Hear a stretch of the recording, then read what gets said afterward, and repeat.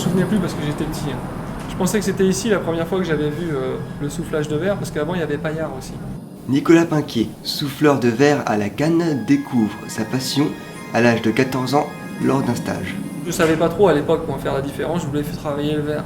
Mais le verre c'est vague, c'est comme le métal, vous avez le zingueur, vous avez le ferronnier, tout ça c'est des métiers différents. Et là ici j'ai découvert la canne. C'était le côté physique qui m'intéressait. Et c'est surtout le fait de partir d'une matière informe et de faire justement plein de choses.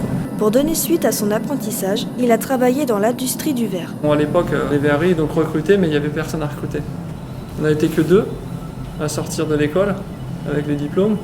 Donc en fait, on a profité un peu de la situation pour, disons, avoir les meilleures places. Après 15 ans d'expérience, il se dirige vers l'artisanat, mais ne s'y retrouve pas pour autant. Donc quand on fabrique du flaconnage de luxe, on va jamais dire, ben voilà, c'est lui qui a réalisé les flacons, c'est lui qui a designé les flacons. Donc ça, au bout d'un moment, c'est un peu énervant. En 2016, il reprend l'atelier de Monsieur Torcheux pour s'épanouir dans le développement de sa propre entreprise. Ce que j'ai développé pour les autres entreprises, je vais essayer de le développer pour moi.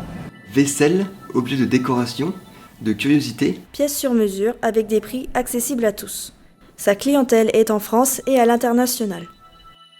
Soucieux de transmettre son savoir-faire et dans l'objectif de se consacrer entièrement à la création, il forme depuis peu un apprenti.